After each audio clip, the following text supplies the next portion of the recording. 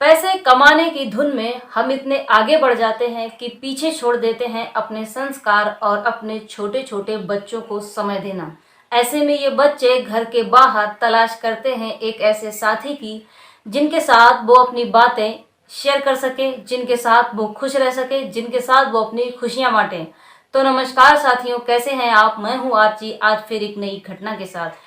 ये कहानी शुरू होती है हरियाणा के सोनीपत जिले से। इसी जिले के अंतर्गत एक थाना आता है, राई थाना। इस थाने में दोपहर के समय एक फोन आता है किसी हॉस्पिटल से और मौजूदा डॉक्टर ये बताते हैं अभी अभी हॉस्पिटल में एक बच्ची आई है और इलाज शुरू होने से पहले ही उसने रास्ते में ही दम तोड़ दिया था। मामला कुछ समझ में नहीं आ रहा है, आप एक बार आकर देख लीजिए। थोड़ी देर में पुलिस हॉस्पिटल पहुंच जाती है। पूछताछ के दौरान पता चलता है कि उस बच्चे के माता पिता मजदूर हैं। मजदूरी करके दोपहर में माता जब घर आती है, अपनी बच्ची को आवाज लगाती है, बच्ची आवाज नहीं देती है तो वो माँ पूरे घर में अपनी बच्ची को ढूंढती है, बच्ची नहीं मिलती है। इस पर माँ छत पर जाकर देखती है तो बच्ची छत पर ही गंभीर हालत में पड़ी थी। कुछ कुछ सांसें चल रही थी, इसलिए आनन फानन में वो उस बच्ची को उठाते हैं और हॉस्पिटल लेकर आते हैं। लेकिन दुर्भाग्य की हॉस्पिटल आने से पहले ही वो बच्ची अपना दम तोड़ देती है। पूछताछ में ये भी पता चलता है कि बच्ची के पिता गंगाराम उसके असली पिता नहीं हैं। दरअसल गंगाराम की जब शादी हुई थी तो गंगाराम की पत्नी शोभा शादीशुदा थी। उनके पहले पत्नी की मृत्यु हो जाने के बाद शोभा के माता पिता शोभा की शादी गंगाराम से करा देते हैं। जिस समय शोभा की शादी गंगाराम से हुई थी उस समय शोभा के पास एक बच्ची भी थी। उस बच्ची को लेकर शोभा गंगाराम के पास आ जाती है। कुछ समय बीता तो गंगाराम के भी 2 बच्चे होते हैं, बेटी आस्था और बेटा ऋतिक। परिवार के बढ़ते ही गंगाराम की आर्थिक स्थिति बिगड़ने लगती है और इस आर्थिक तंगी से उसके परिवार का गुजारा ठीक प्रकार से नहीं हो पा रहा था। इसलिए गंगाराम टीकमगढ़ को छोड़ने का फैसला लेता है। इस पर गंगाराम और शोभा दोनों मिलकर अपनी बड़ी बेटी नीतू को समझाते हैं कि तुम यही दादा दादी के पास रहना, जब हमारा वहां पर काम लग जाएगा तो हम तुम्हें भी अपने पास बुला लेंगे। इतना कहकर अगली सुबह गंगाराम और शोभा अपने दोनों बच्चों को लेकर के टीकमगढ़ छोड़कर निकल जाते हैं और यहाँ हरियाणा के सोनीपत में असदपुर नामक एक गांव में रहने लगते हैं। यहाँ पर गंगाराम एक राजमिस्त्री का काम करने लगता है और शोभा हाउस वाइफ बनकर बच्चों को संभालने लगती है। धीरे धीरे समय बीतने लगता है और 3 साल गुजर जाते हैं। इन बीते 3 सालों में शोभा और गंगाराम ने आसपास के एरिया में अपनी अच्छी खासी इज्जत बना ली थी। वो किसी भी कीमत पर अपनी इस इज्जत को खोना नहीं चाहते थे। 3 साल बाद शोभा को अपनी बड़ी बेटी नीतू की याद आती है।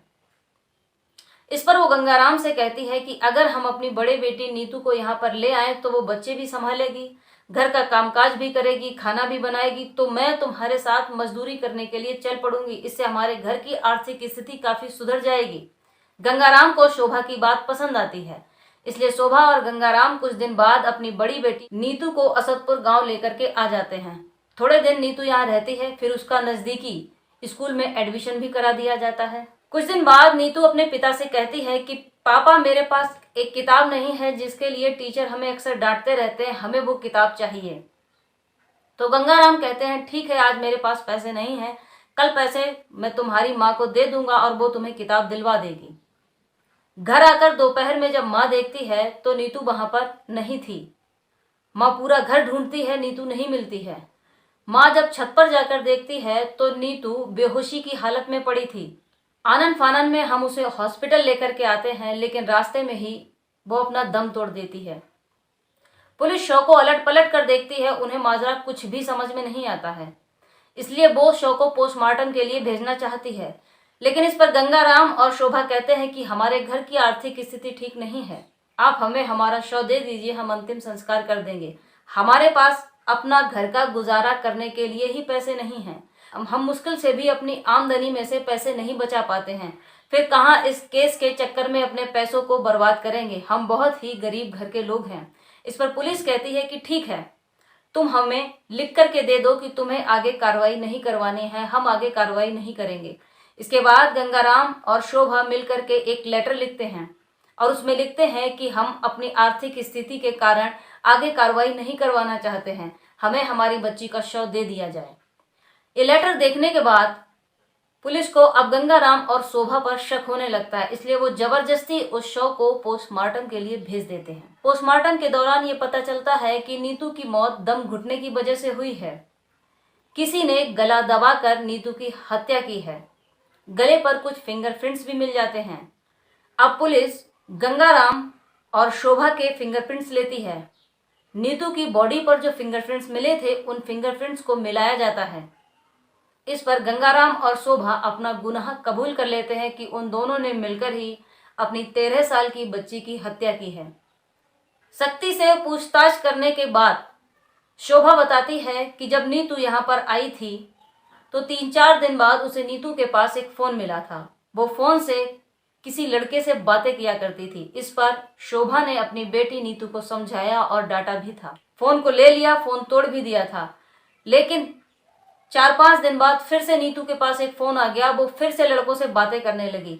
इस बार शोभा ने उसे 2 तमाचे भी मारे थे, फोन छीन लिया था और फिर से फोन तोड़ा था। कुछ दिन बाद फिर से नीतू के पास एक फोन आ जाता है। इस बार शोभा उसे सख्ती से समझाती है, फोन लेती है और इस बार भी फोन को तोड़ देती है।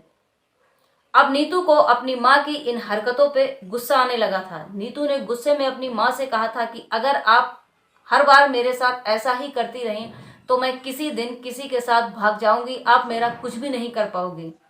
शोभा को नीतू की ये बातें पसंद नहीं आई। उसने सारी बातें गंगाराम को जाकर बताई। अब गंगाराम भी कहीं न कहीं नीतू की बातों से परेशान था। इसलिए 29 अप्रैल 2023 को शोभा और गंगाराम मिलकर एक प्लान बनाते हैं और प्लान के मुताबिक 30 अप्रैल 2023 की सुबह लगभग 5 बजे गंगाराम और शोभा उठते हैं। गंगाराम जाकर के सोती हुई बच्ची के हाथ पकड़ता है और शोभा उसके सीने पर बैठकर अपनी खुद की बेटी का गला घोट देती है। बेटी थोड़ी देर झटपटाती है, तड़पती है और फिर मर जाती है। वो दोनों चुपचाप उस शव को उठाते हैं और दबे पांव छत पर लेकर जाते हैं।